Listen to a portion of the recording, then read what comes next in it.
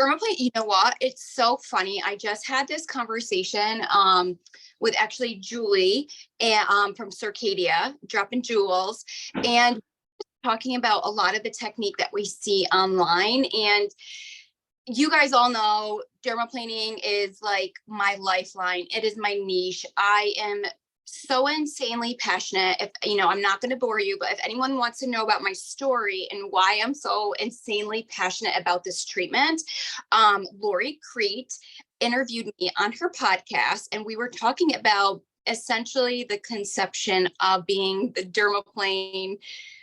I'll say queen. I've never called myself the queen, but we'll just say the dermaplaning queen. So it just talks about my journey and why I'm so passionate. And I love doing coaching. So not only do I do big classes, regional classes, I travel for private classes, like I'm here in Virginia doing a private spa class. But I also do one-on-one coaching, and we do that online. It looks easy. It is not. It is very hard to pick up, and it is such a unique specialty skill. It holds a lot of weight of responsibility. And yes, so it is definitely not as easy as it looks, but it's an amazing skill set to obtain. It does not look easy. That blade is sharp. You don't think it looks easy? Some people they say, "Oh my goodness, I could do that," and then they message me. They're like, "I can't." Like, how do you make it look effortless? And it's just from years of doing it. Really, that's it. I don't think I've seen a lot of people, or anybody maybe, be as like the preciseness that you have. Thank you so much. A lot of that really comes from I am really present for every treatment. So with aesthetics, a lot of times we're flowing, we check out. How many times have you gone through a massage and then all of a sudden you're like, what time is it? Where am I? Because we have the frontal cortex that takes over in our brain, and then we go on autopilot and we're just going through the motions. Dermaplaning is one of those things you have to be intentional and you have to be present the entire time. And a lot of what I teach really is the ergonomics of the body positioning, how you are even sitting, what type of stool you're sitting in, how tall your chair is, how high your table is. There is so much that goes into this, where your client's head is based on your pelvic placement, where your arms are, where your shoulders are. Once you start taking the class, you're like, oh my goodness, there's so much more to this than I actually thought. But as much as it is the type of blade, so the Circadia blades they're top tier. I will never use another blade besides this blade. They are carbon stainless steel polymer coating. You want to use that beveled edge to lift the skin. So it has a lot to do with the blade, the angle of the blade, the type of wand we're using. But really a lot of it is training the esthetician to really use your body in a different way. So there's so much to this program and fostering just new skills with therapists. Is there any questions anybody would like to ask? Or do you want to just like, is it kind of like a little Q&A today, or did you want to kind of talk about technique? So I personally remember, sorry, really quick, I cut the out of somebody's face before. Okay. And I'm traumatized ever since. That's all right. And that's normal. I think even if it's a little nick or even if it's a cut and it bleeds, it can really traumatize us, because I know whether you are day one esthetician or if you are a 25-year veteran, we really care so much and we are all so meticulous. So to have an adverse event, it really hurts our heart, and then we tend to doubt our skills or doubt our abilities. But honestly, injuring a client or an adverse event during this service, it can be common, but let's troubleshoot through that. Was it on the chin that you did that? No, it was like all here. This was like, no joke, it was during 2020. I didn't even want to do dermaplaning, and the client and this is my fault, she pressed me so hard to do it. And I was like, this is where you have to take control of your treatment room. But I was like, oh my, and ever since then, that's when I went and like, okay, now I need to get trained, because that thing, it looks so easy, right? Right. So let's back up to what I'm hearing you just say. Your client pressed you, which can happen often in the treatment room. So even if you were like confident, but maybe a little hesitant, her pressing you changed the power dynamic of the treatment then in the treatment room. Then she was in control and you were not. So sometimes that can affect like your psyche even a little bit. But when doing a high technicality skill, especially with a tool that has the ability to cause harm, we can be a little shaky. We can be a little off, right? So that's what I'm hearing already. So tell me a little bit more about it. So you had like a little injury. Where was it? It was like on her cheek. On her cheek. Okay. And just so you know, in the Zoom, I can only see myself in the little box and I see myself in the big box. So I can't see you currently. So if you're pointing, I don't know where you're pointing.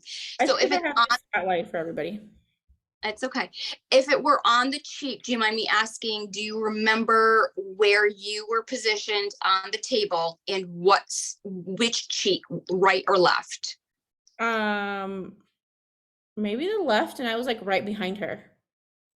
Okay. Do you know if you were coming up? Were you going over? I don't even remember. It was so long ago. Okay. This is what I do in my coaching sessions. I want to know where your placement was, which way their head is tilted.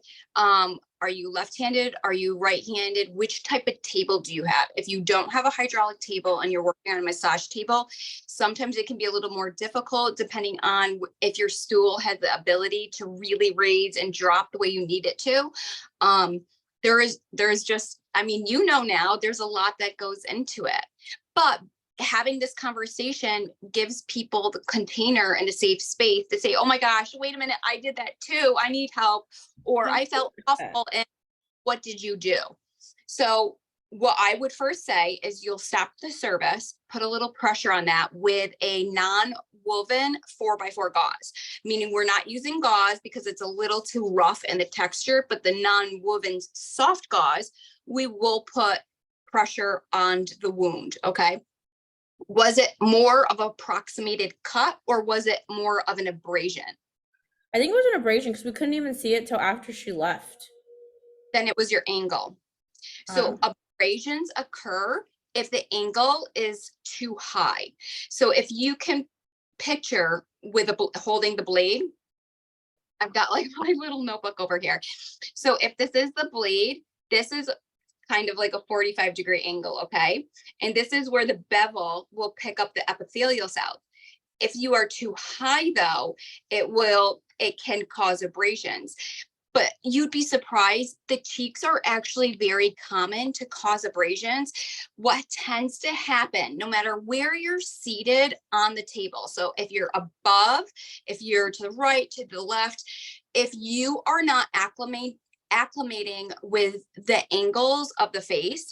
So when you go up the side of the face, around the cheek, up through the nasal passage, up the nose, every angle that you're working, it is 45-degree angle to their skin, not your viewpoint.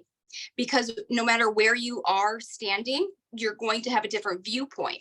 But you need to be extremely attentive and meticulous with changing the angle of the blade as you move over that curvature to make sure the blade is 45 to their skin. If you stand or sit, that angle is actually going to look different. There are some people, when they're sitting, they're like, oh, that's a 40, or when they're standing, they're like, that looks 45. And then I'm like, get down a little bit. And they're like, that's not 45. And I'm like, no, it's not 45. So abrasions, they can happen, and it can happen on the angle or the speed, but most of the time, unfortunately, they don't see it right away. I always tell clients, I tell them that if there's any irritation, any dryness, sometimes it will occur on usually, well, not, I don't say this to clients, but students. I'll let them know that the feedback will come 2 to 3 days later, because if you think about it, day one, we just layered their skin and they've been marinating in all of the beautiful products that we put on them. By day 2 or 3, their body's completely absorbing that. And then through the daily cleansing process, anything superficially left over on top is already being rinsed off. So that we'll say superficial barrier that we created during the treatment, that's already gone. So the true skin's going to be left over.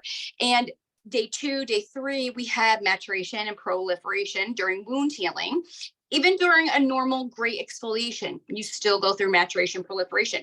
So during that time period is when things start to tighten up and get dry as it's healing. And that's always when they're like, I feel a little windburn. So the windburn feeling that they can feel is the actual deviation of the angle. So you can tell the angle was off. During a fully, we'll say correct treatment, you shouldn't feel windburn. So the windburn usually is the angle or if the speed was too fast. The speed is important. That's why in my videos, you'll hear me say the beat, I guess you want to say, will be chugga, chugga, chugga, chugga, chew, chew, chugga, chugga, chugga, chugga, chew, chew. So if you can imagine, this will be the beat. Chugga, chugga, chugga, chugga, chew, chew, chugga, chugga, chugga, chugga, chew, chew. And you don't want to go any faster. And then you also don't want to go any slower, because if you are like nervous, and I see this a lot in the training, I can see the esthetician, like the wheels are turning and they start to slow down because they're really thinking hard. The problem with that is when you're dragging slow, you create a drag abrasion, almost like a rug. Okay. And then if you're going too fast, you can create heat and friction. And then also when you increase speed, you decrease accuracy. So chugga, chugga, chugga, chugga, chew, chew, this pace.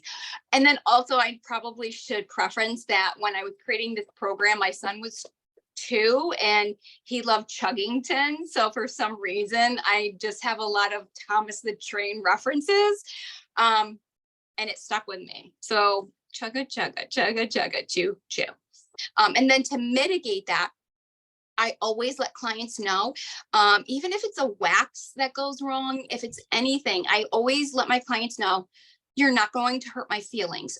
I need to know how you're feeling because there are so many mitigations that I can do for you, whether it is a hydrating treatment, if it's post peel balm, it's whether it's marshmallow mask, snow algae, if it's LED, there are just so many things that I can do to help support you. And usually an injury like that, it's like beginning to end maybe 48 hours by the time their lipid barrier and their recovery happens. So yeah, I always let my clients know, keep open communication. We're working on the body. Everyone is different. If there's anything adverse, I'm on your team. You have to let your teammate know. So what is the protocol? Well, first I want to know if anybody else has questions. Let me see if I can see in the chat. I'm watching. And you guys are welcome to also turn on your mics. Hey, Mabel. I have a question. Perfect. So when I dermaplane, I've been having difficulties with removing all the peach fuzz, and I keep it at a 45-degree angle, and I switch out my blade when I feel like it's dull. But when I turn their face like in a certain light, I'll still see that there's peach fuzz there. So I'm like, I don't know. I feel like I went over it a lot, and I just don't want to irritate the skin. So like, do you have any tips on how you deal with that? Thank you so much for that question. So what I just heard, just to clarify, is that when you are dermaplaning, you feel like you are not removing all of the vellus hair. And then when you get down to get a really good look after your treatment, you're still seeing vellus hair. Is that correct? Yes. Yeah. Okay. And remember, you do want to say that the removal of vellus hair is a byproduct of the procedure, but we really want to emphasize that this is a mechanical exfoliation. And depending on the state that you're in, you can't even talk about hair. So in New York, I cannot even on my menu say this is a hair removal process. Do you know what state you're in? What state are I'm in California. Okay, so just check your state and see if you can talk about hair. Talking about hair here is perfectly fine, but Uh-huh. and remember too, every stroke, right? Every time that blade comes back to your thumb is one exfoliation. So when I'm counting, and depending on the zones of the face, there's different numbers of depth of exfoliation. So inside the interorbital rim, the inner canthus of the eye, you really want to reduce your mechanical exfoliation to about like 3 strokes. And then the other areas, depending on if you can tell if they have like thicker keratin buildup, whatever it is, usually I'm like 5 to 7, and it really depends on the client. If you are doing 5 to 7, and then you're looking at your client, you're having them shift, and you see more vellus hair, really be conscious about how many strokes you're going to be doing, because every stroke to your thumb is a layer of skin exfoliated. So I know we're so meticulous. We are meticulous people. It bothers us. Like I will follow someone out to the parking lot if I all of a sudden get like a sight of a mask left on them. I will follow them to their car. So especially with the exfoliation, we can be really particular. Be careful not to overdo it. Okay, now that we said that, which blades are you using? I use the 10R blades from Dermaplane Pro. Okay. I support all businesses. I root for companies. This is, the aesthetic business. I root for people. I'm not going to say their blades are different in quality than ours, but I have heard that many times from those blades. I actually, now that you're saying this, I actually might order them to see the difference and why people are having such a hard time. You want to make sure you are using carbon, stainless steel, and polymer coating, because they do dull. Circadia blades do not dull. If you are using more than one blade per person, I usually have people send me videos on how they're dermaplaning to see if I can help them troubleshoot, because you should only use one. They should not dull. And if you are at the proper angle, there should be no visibility of that vellus hair left. So I wouldn't mind if you have any videos, send them to me on my Instagram just so I can get a look. But I have heard that about the blades. I'm not sure if they're dulling. Let's troubleshoot a little bit. Where are you noticing the vellus hair left? Like, say this one person, where was it on the face? It was more like along it was just kind of randomly on their cheeks. Like I would see like a few here and then some on the jawline, kind of spread out. That's why I was like, okay, I feel like I went over that a few times, and it's weird that it's just in certain areas. It's not like, Would you say it's more from here down? yes. Okay, the blade is probably dulling, because Okay. if you are doing proficiently this Mhm. area, right, and then you get down to here, if it's notable that that's dulled, it's the blade. If you can say that you really watched your angle, you really watched your pace, it's not the practitioner, it's the product. But I would totally be open if you want to send me a few videos of you working. Maybe I'll catch it. Maybe I'll say, hey, Yeah. you know what? I actually see what you're doing. Go and I can give you feedback. So whenever you have time, mention that you were on the live and just send me a video and I'll take a look. But that's usually what I tell people. If you are really particular about your angle, your pace, your placement of yourself and the wand, the common denominator is going to be your type of blade.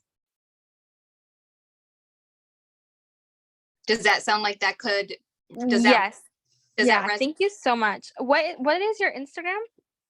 Just so I'm It's the skin lady. the skin. Oh, I think I already follow you for sure. And then do you prefer dry or with an oil to dermaplane? Because I do oil and I really like it, but I know some people like Okay, dry. so that was such a good question and I missed it. I missed that opportunity with you. Okay, I say dry, and some people come at me for saying dry. How could you dermaplane dry? This is what I tell people. Okay, if you, okay, wait, if you like the oil, I would say you only use the tiniest bit of oil, couple drops. You pat for disbursement on your hands and your gloves. You pat on the face for disbursement. Massage it in, a little bit of effleurage.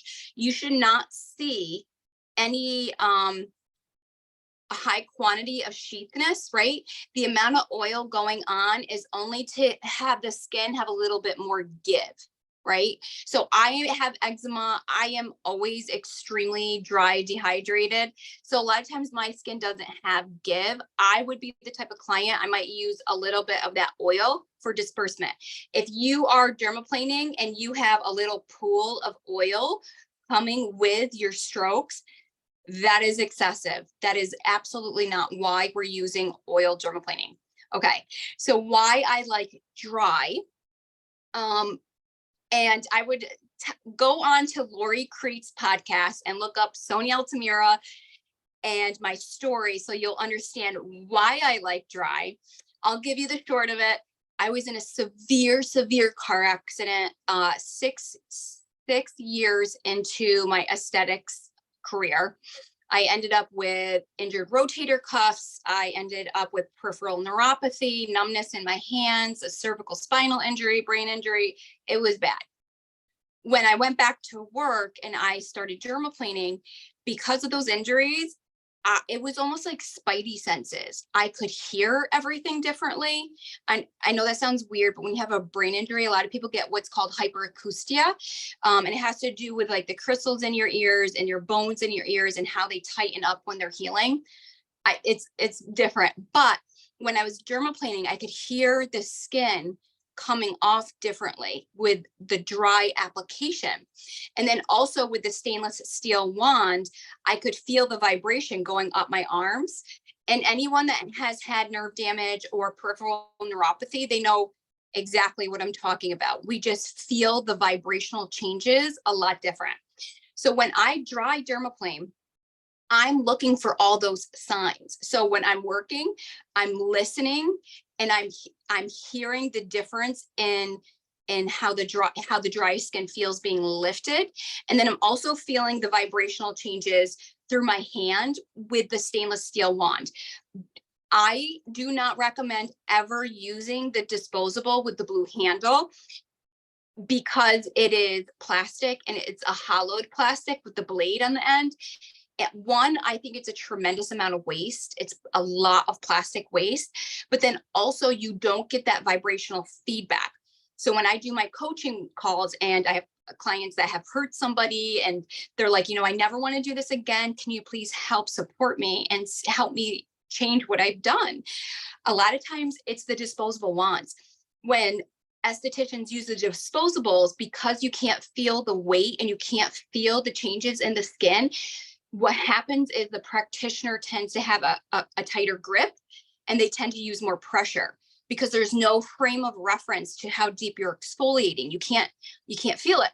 So that's why I prefer the stainless steel wand on dry skin. This all comes back to the dry skin. Trust me, come on the journey with me. The dry skin is the true skin. So if a lot of times if they have hot spots or even the dry dehydration that I said, sometimes I want to work on them still dry. I want to know what the true baseline state and condition of their skin is, because when there's oil on it, it's camouflaged. So say there's an area that I probably should have only done 4 strokes. If I'm putting the oil on the skin and I'm doing 7 to 8 strokes, because I'm like, oh, this feels good, I'm getting skin off, but I'm not recognizing and I don't have that objective feedback to tell me that that area is compromised, I'm going to over exfoliate their skin. So that's why I prefer dry, because for each square inch of the face, I am completely changing my stroke pattern and my depth of stroke. So your stroke volume, the volume of strokes that you're doing. Are you doing 8? Are you doing 7? Are you doing 6? Are you doing 2? So that's your stroke volume, and your volume tells you how deep the mechanical exfoliation is. That's my long story short. Thank you so much. That was so helpful. I'm Good, definitely good. gonna try it dry now and see Try- the difference for Yeah, myself. yeah. Another thing, and there are some people that are like, I've been doing it with oil my whole life. Okay, that's great. Like I said, please, if you're dermaplaning and you see the blade coming towards you with the skin cell buildup and a little pool of oil, don't let that, no more. That's way, way, way, way, way too much oil. Another thing is, if you are applying the oil to the skin before dermaplaning, take those gloves off, because when we apply it, there's oil on our hands, and then we tend not to have as strong of brace points when working on the skin. So our stretch when working on the skin will slip a little bit, but then also the wand, the hand holding the wand, doesn't have as much, well, I don't want to say acute or detail for dexterity. Just make sure you're always changing your gloves. Yeah.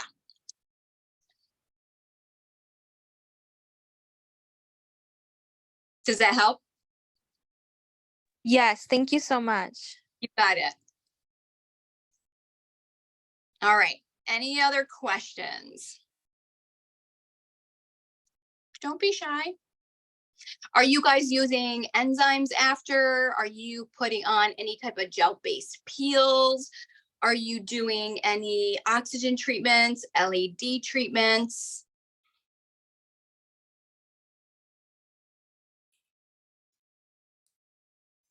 I can't hear you. I did put in the chat your Instagram, the Lori Crete interview, and also, if you guys aren't already, Circadia U. So Yes. fully, especially the point about changing gloves. Actually, yes, that's really good. Mhm. What is your protocol for dermaplaning? So the protocol, what I love about the dermaplaning, you can do anything.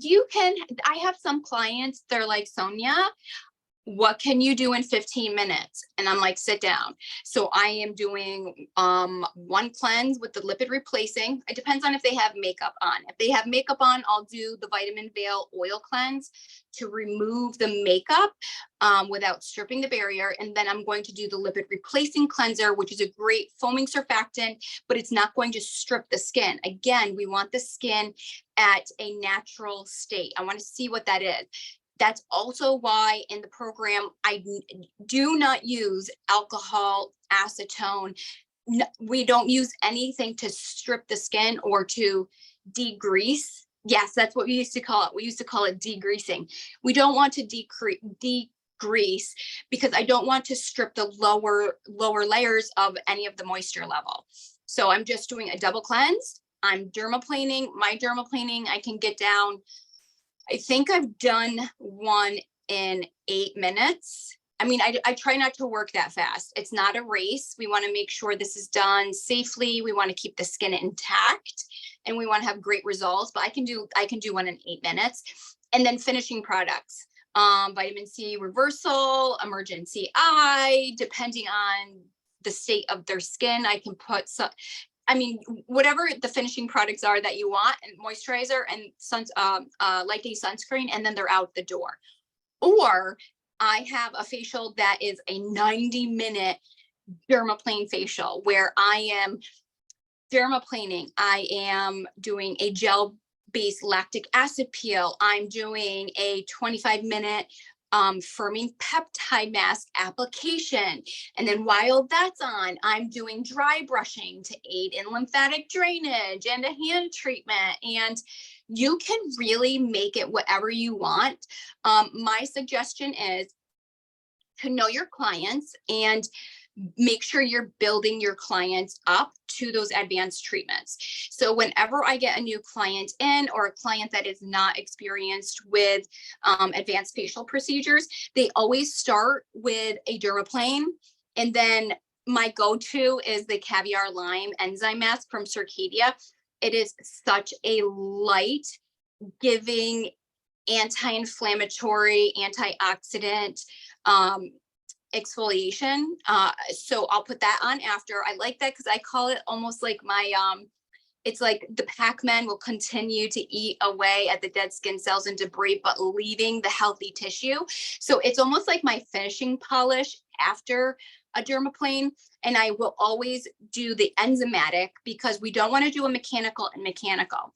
So even if you have a cleanser that has a little bit of grit, or even Circadia has an amazing honey, honey cleanse, it's still a little too much friction. So after a dermaplane, you always want to use an enzyme or gel-based chemical peel, but it's only depending on the experience of the client. Even if they say, my friend had it, I want it. I'm like, okay, that's awesome.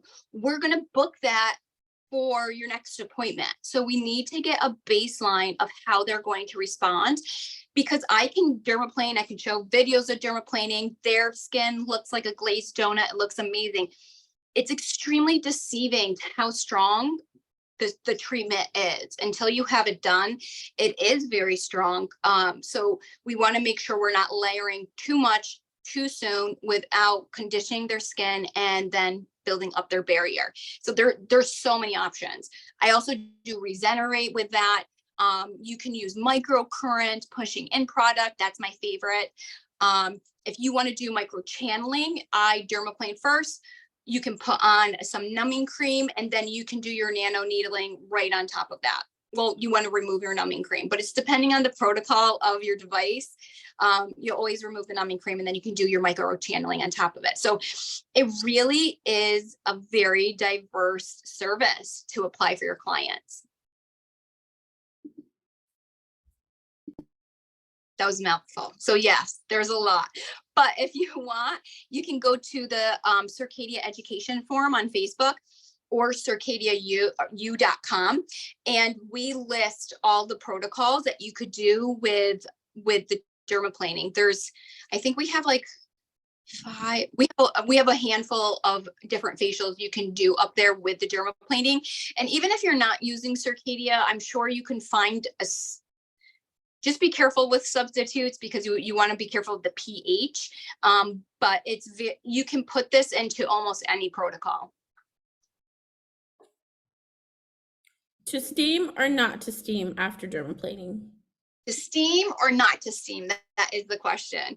I love steam. Steam is not just to soften the skin or open the pores, right? That's what everyone says with the steam.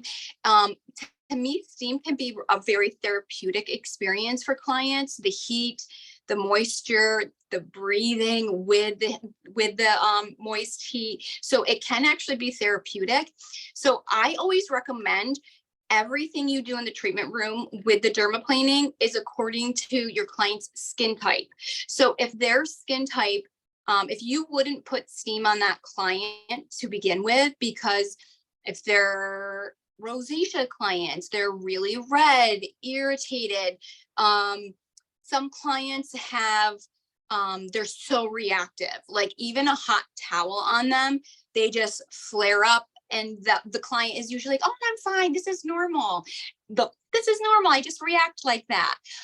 I still will use professional judgment with the reactivity level when adding any type of heat. Sometimes if they react like that, instead of it being, you should have it, 12 to 18 inches from the face. If they still like the heat, I'll put it a little bit further away. Is it even hitting their face? I don't know, but in their head, they feel the moist heat and they love it. So if they find it therapeutic, you can do that. But then again, go according to their skin type and what their baseline is. And then after your analysis, when you're doing an analysis and you can tell they're really reactive, they're inflamed, a lot of cuprose, telangiectasia, you really need to do an analysis. And if you're like, you know what, I don't want to use steam on this client for this facial, it's the same thing. You wouldn't use steam on that client to pre-treat dermaplaning, but you can.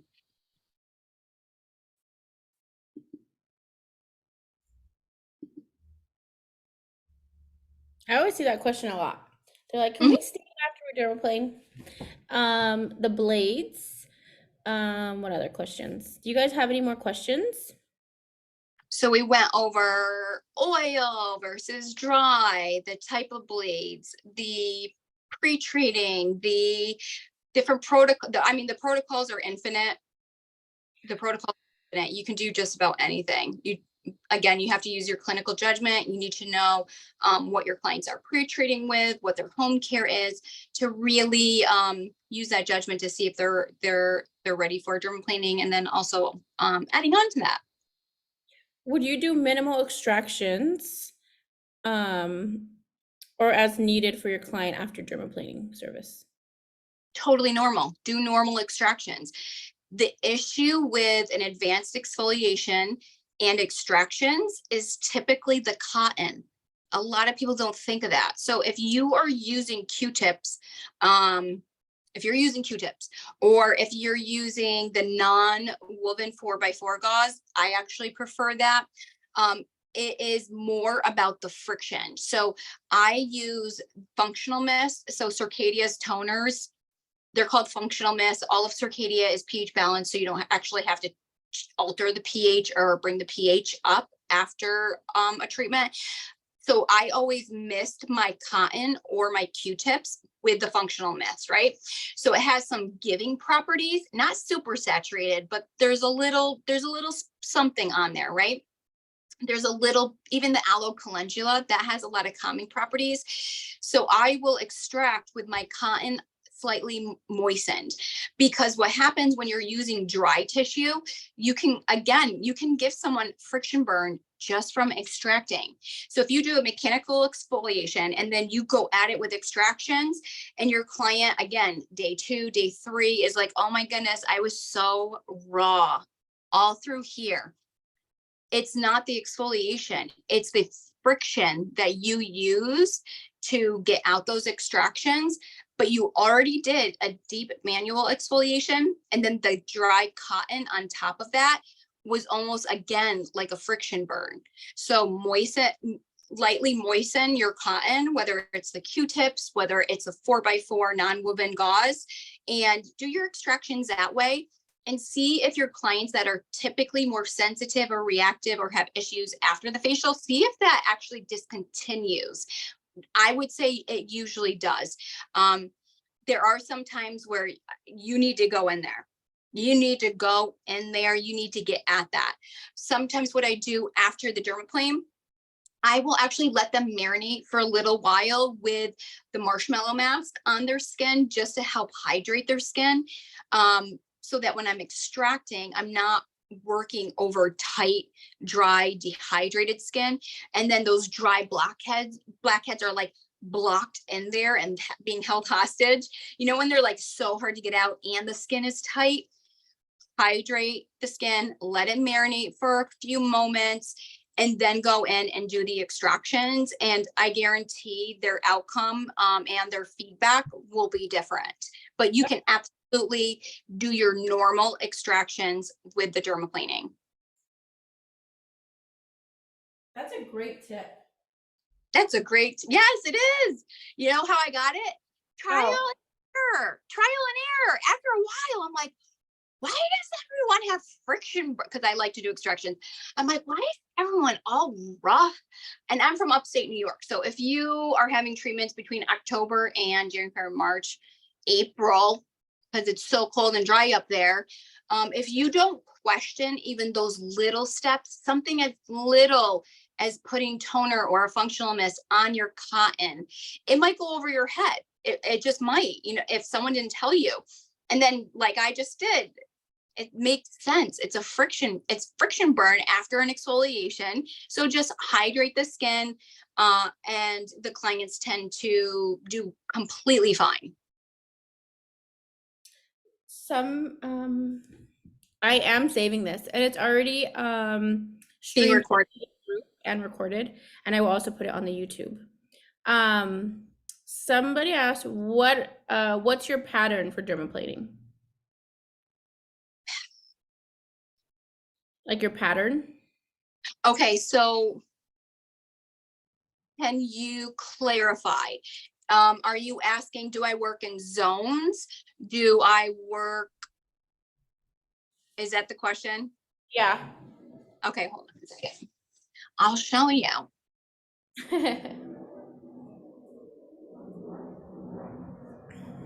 So I brought some of my mannequins to work with my students for tomorrow. These are my 2 mannequins to show. Okay. So when you are working with your client, right, we are behind them like this. So I'll show you like this. So when I'm working the entire face, you have to picture in your head, the entire face will be in this grid. Okay. What I see that I get cringed over this is when you see someone dermaplaning, they're all over the place. When you're doing this, I call it the windshield wiper movements. How do you know how many layers per square inch did you exfoliate? You don't know. You're just winging it. You have no idea per square inch how many layers of exfoliation. You could do a completely different exfoliation here than you did here because you are all over. So in my program, I teach you work in square blocks. You are doing your stretches and you are dermaplaning and you're not moving. You're not, there's none of that. When you're doing that, if you can see this, when you're going like this and moving all over the place, the depth of exfoliation will be really inconsistent. And this is kind of how I articulated it with my marker. I'm not an artist. I'm sorry. When you are staying in 1 square inch with your brace points, I like to use my middle finger and my thumb, not my pointer. I find that after doing a lot of services all day, my fingers are stretched like this. Like after a minute, your whole radial muscle, your hands will ache. The middle finger has a much sturdier, stronger stretch just because it is the way the palm, right? You have a stronger muscle from here to here. So you're going to be using middle finger, thumb, and you're going to be doing, we'll say 6. 1, 2, 3, 4, 5, 6. So every time you come to your thumb is a layer of exfoliation. And actually, hold on, to correct this, so in the treatment room, it will look proper. It'll actually be like this. So when I'm working, I bring everything midline, right? Midline. So even if you do a cross section like this, everything is going midline out, midline out. This would be midline out towards your hairline as much as possible. Midline out. Because even though we're not performing lymphatic drainage, this still is a very gentle brush, which it basically is exactly what lymphatic drainage is. So you want to make sure to bring this out as much as possible when you're working. So this is one way I describe in my program how to put your client and the rest of the face into a grid pattern. That's the difference between someone just winging it and a true professional making sure that each square inch of the face has its own customized depth of exfoliation. Okay. And then here in my program, these are all the directional movements. So the forehead, the eyes, the cheeks, the mouth, the chin, and the neck, they all have very particular directional movements. And I'm not going to give too much away. So you're just going to have to watch, or you're going to have to buy the program. But with each directional movement, I teach you what side of the table you're supposed to be standing on, where, based on if you're right-handed, if you're left-handed, where should your pelvis be according to the table and according to the client? What direction is your client's head going to be in while you're working? All of that will dictate the direction that you go in and where the wand is actually being held. And if the wand is going down, if the wand is going up, there's just, I mean, even just looking at this, can you just tell that there's more to it than just going through the whole face with the wand? There's a lot more to it. But yes, I do have a grid, directional movements, and as much as this is important, where the esthetician is standing, how they're holding the wand really dictates if they are getting a proper even exfoliation safely. Does that help?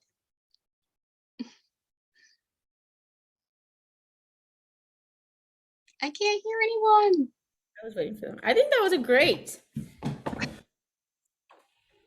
Is there anything that you would recommend we don't do? I mean, hold on a second. Like 1,000 things just popped into my head. What I would say, and this goes for any service that you're performing in the treatment room, not every client is your client. So just because they want a dermaplane doesn't mean it's appropriate for that client to be dermaplaned that day. There's a lot of times I say no. If I am not liking their presentation during the analysis, it's a no. If I am not liking their home care, it's a no. If they are overlapping treatments, whether they're going to other places and then coming to me and then going to another, if they're overlapping too many treatments, it's a no, because you can over exfoliate or you can alter other results from other treatments. So you really need to be precise about profiling your client, knowing the timing of their exfoliation, knowing how their skin is presenting, their skin type. So not everyone is your client, even though dermaplaning is so much fun, it's extremely lucrative. You will retain, I will tell you this right now, I have retained so many clients when I first meet them by saying no, because when you say no, and you say, this is important to me too, I'm actually going to have to deny this service because I have concerns, and I'm going to explain to you what my concerns are and what the outcome could possibly be if we continued and I didn't pay attention to that. They'll hold you in higher regard, because they're going to understand that even making that amount of money for that service isn't worth losing them or harming them. So I would say first, not every client is that day a Dermaplane client or your client. So, and that goes for other services too. No matter what you read, and I will defend my honor and I will combat anybody over this, we're no longer performing acetone stripping on the skin, alcohol on the skin. It has no therapeutic value. So there are other programs that use stripping agents, but we don't do that anymore. If anyone can find therapeutic value in acetone and let me know, I will still defend that we're not using that on the skin anymore. There's no purpose for it. Dermaplaning and microdermabrasion, they kind of came together around the same time. Microdermabrasion hit the market in 1986. Dermaplaning, I think, was actually before that, but didn't have a ton of popularity because of lack of exposure and training. So with the microdermabrasion, there would always be training over, you use acetone and then you microderm over that. But when you really look at why you acetone, it is the considerations of the equipment. Because if you suck up a lot of fluid or oil, you're going to clog the equipment. So you would just naturally use the acetone. But that's really not client-centered. That's not considering the health of the client. So we don't do that. And it has no place in the dermaplane procedure because we're not worried about clogging equipment. But what happened was a lot of people would train people, okay, this is mechanical form of exfoliation, and this is also. So I guess if we're prepping with acetone and alcohol for this one, we should probably also do it for this one. But if anyone actually stopped to ask why, there's not an answer that would be client-centered for the health of the skin. No acetone and alcohol. I will fight for that one. What else? Adding too soon. So even though the skin can look absolutely amazing and it's so incredibly impressive when you are proficient in the treatment and you do a great dermaplane, if it's a new client, you haven't had a lot of history with them, Don't get too excited and start adding crazy stuff on top of that. If you're like, oh my gosh, this looks great, let that appeal. It's very deceiving, the integrity of the skin after this. It's very deep exfoliation. If you try to layer too much too soon without building their barrier up and getting them on a proper regimen, you're going to over exfoliate, and you could be the queen of dermaplaning, but by adding too much too soon, you can cause so much skin breakdown, irritation. It can actually cause more problems. So increasing the treatment slowly, but that also comes with the skill of pre-booking and training your clients and communicating with your clients. So this dialogue I actually have with new clients. I say, okay, I have short-term goals for you and I have long-term goals with you. Me just saying that tells them this is a long-term relationship. She's going to be able to accomplish this in this treatment. And then I'm going to have to come back next month, and then I'll have a treatment plan for them. We'll dermaplane today in your treatment. Next time, we're going to maybe add on maybe a lighter enzyme on top just to see how you do. And then after that, we can build or we can stay. But I always like to train my clients to know that I'm in control of the treatment room. Just because they booked it does not mean they're going to get it. And they need to understand it's because, well, we know better. And I rather have a very long-term relationship with my clients. And that just comes with having them pre-book, getting to know their body, how they respond, and keeping them in the safe zone. And so make sure they know, if they've never done an exfoliation like this, if they're going home with one product, I would say, especially when it comes to Circadia, send them home with a little post-peel balm, just something hydrating. Make sure that they understand that as they build their facial catalog of services that they're receiving, that they also need to understand the home care has to go with that, because they need to be able to care for the tissue that they just worked on with an elevated service. So if they are not prepared to go home with one product, I am not doing that treatment. And if I lose them, I lose them. That's better than getting a phone call 2 days later from Judy, who is so mad because she has an event coming up and her skin is so dry. It's just not worth it. I don't even like to answer my phone anymore. It's just not worth those phone calls from frustrated clients, when you could have prevented that with having clear communication during your analysis, so that both of you were on board with what it's actually going to take to help them meet their goals. And it comes with pre-booking with a treatment plan, but then also incorporating products that work synergistically with the procedures they just had. They have to go together. If they cannot afford both, then they have to go home with home care. There's been times where I'm like, okay, so we're not going to do this treatment today. Here was your beauty budget for today. We're actually not going to do the treatment. You're going to use that beauty budget for home care. And then you can come to me next month, because if you do this treatment today with no home care, or what you have written down in your file that your intake form, it's going to be bad. And I'm going to get a phone call, and I don't want those phone calls. So I rather give them the products, articulate that to them, and let them know that you really like to keep your therapies heart-centered and client-centered, and that it's important to you also because the outcome that they experience is your reputation. So you have to remember that. Send them home with home care and then see them next month. I have never lost a client by telling them no. I've never lost a client by telling them no. No, I think they would appreciate that. Absolutely. Yes. What about witch hazel, pre or post dermaplaning? It doesn't have a place in the treatment room. It doesn't have a place in the treatment room. I think it's too stripping, and there are infinite opportunities if you want to use a toning agent, but witch hazel is not it.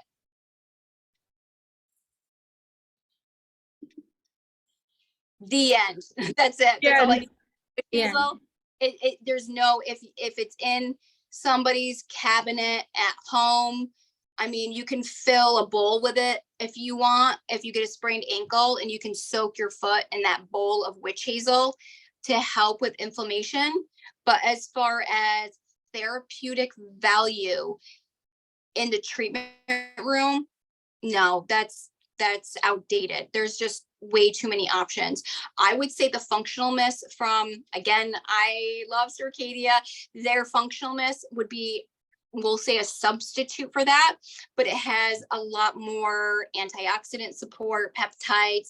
The aloe and calendula really helps with any dryness, any inflammation. It helps neutralize that, but then also having that, we'll say, moist foundation, you will absorb your serums so much better when you have a moist, I don't want to say, it's not a wound bed. It just, when your skin is hydrated, it'll suck in more hydration and utilize it properly instead of being in like struggle and fight mode.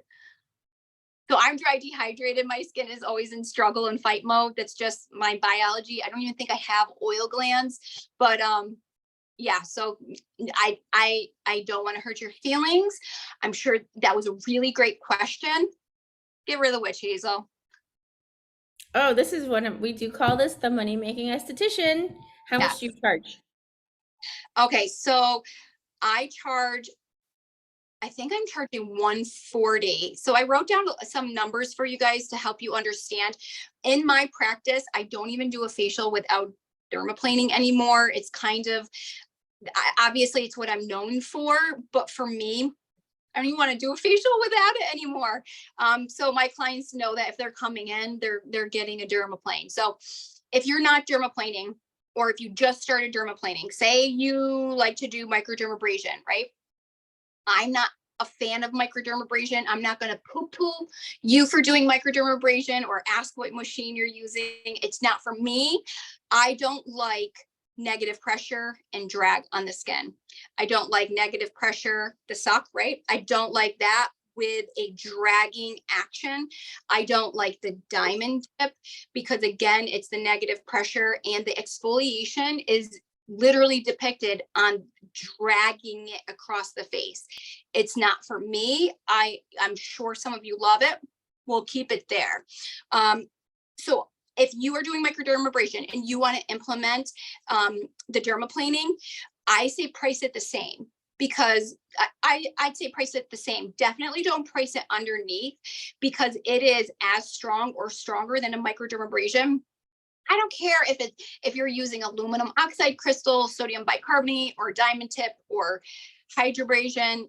The dermaplaning is actually stronger, even though if you see videos of it or it performed, there isn't a frame of reference from where you worked, because there isn't like a trail of product, crystals, sodium bicarbonate, or the erythema.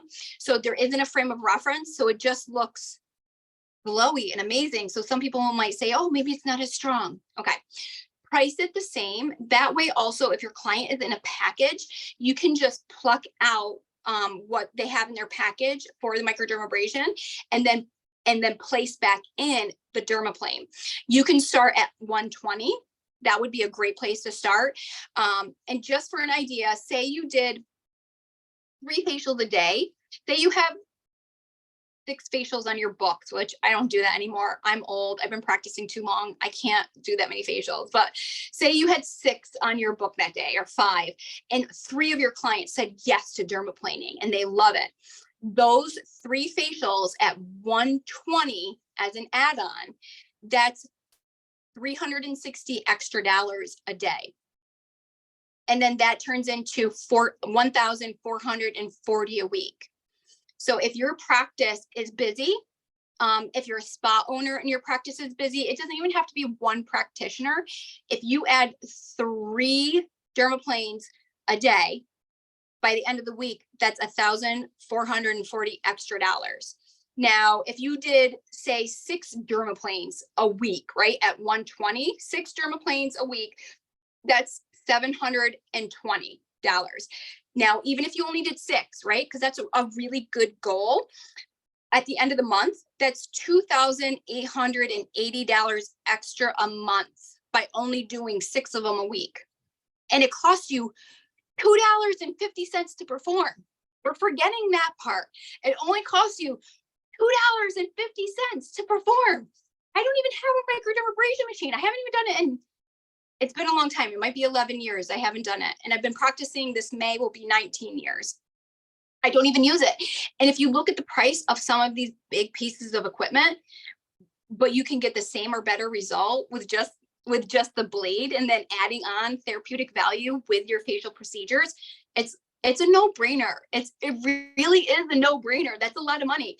And then say you only did like 6 a week, right? So 6 a week for the month, it's $2,880. First of all, I could use that money, but if you do the math over a year of doing that, only 6 clients a week, that's $34,560 extra dollars just by adding on a treatment you can do in 15 minutes.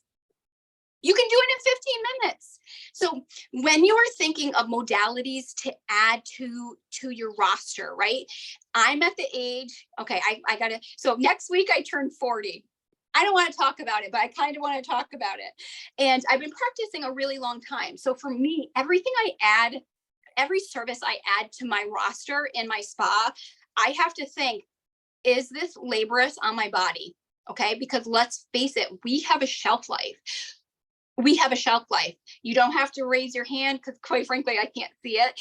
But after working even 10 years, how many of us end up getting arthritis in our hands, issues, carpal tunnel in our wrists, neck issues, back issues? And it really is, it's the labor and it's the ergonomics of our practice.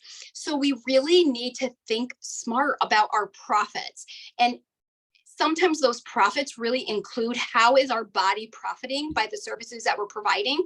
So for me, I know that I want to make a profit by doing the least amount of work. It's not because I don't love my craft or I love my clients. I just know that when I break down, I can't perform any services.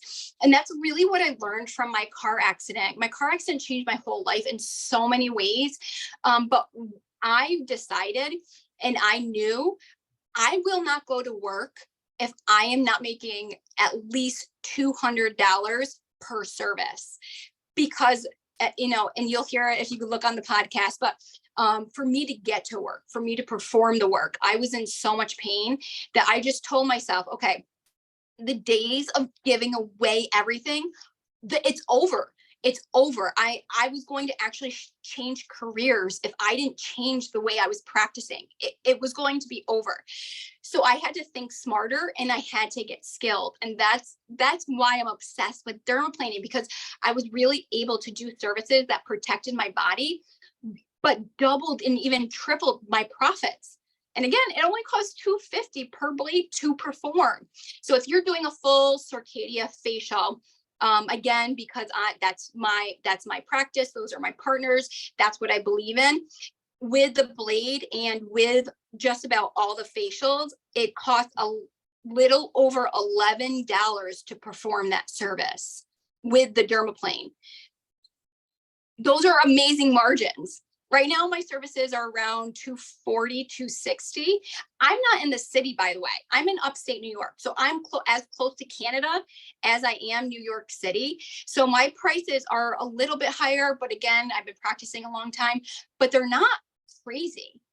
And the client retention is unbelievable when you can give them amazing results. And the results come from knowing how to perform this properly in this pattern, but then also giving them amazing service and home care that really just yields the results that they're looking for. And those are things that estheticians really need to think about. Again, if someone laid it out for you, if they're like, if you add 3 dermaplanes a day, that's it. That takes what, 30 minutes, 60 minutes all together for your whole day, and you'll make $14.40 extra a week. Like, that's the stuff we need to be told and start thinking about, because again, we have a shelf life. We can't even think about if you've had a sick day. That's a lot. So you need to start thinking about rainy days and what type of money you need to make in your practice and investments. So even if it's investing in my program, we'll say that you're investing in the program, you're going to make what you invested in that program in one day doing 3 treatments. Actually, maybe I might need to do a little bit more. So the program online is $3.99. I've got to check that. I don't remember. But if you do 3 treatments in one day, you pay for the whole course with a kit. You get a full kit to do all these treatments. So that's where my brain, when I'm teaching my junior estheticians and my daughter. So if you go on my page, I'm like the proudest mom ever. My daughter, Gabriella, she is practicing aesthetics and she will be graduating in February. These are the things that I'm teaching them right out of the gate. You don't have to work 5, 10 years to build a clientele and struggle. Like, we need to start thinking smarter and stronger, not just being a great therapist and touch. We need to start thinking about our profits and where our money's going. 100%. I don't even know if I remember the question anymore. I just went off on a tangent. It's $350, by the way. That's how much it costs. Okay, so the online's $350. The in-person, like, regional classes is $399. But thank you so much. We're going to do this again in 3-4 weeks. If you guys have any more questions, feel free to ask now. And as always, you can find me. I'm more active now, I think, on Instagram. So it's the Skin Lady. Just one word, that simple, the Skin Lady. If you have any questions, you can just message me on there. Yeah, well, thank you so much for your time today, Sonia. You guys, I'm so appreciative. And we will be back. All right, see you later. Bye.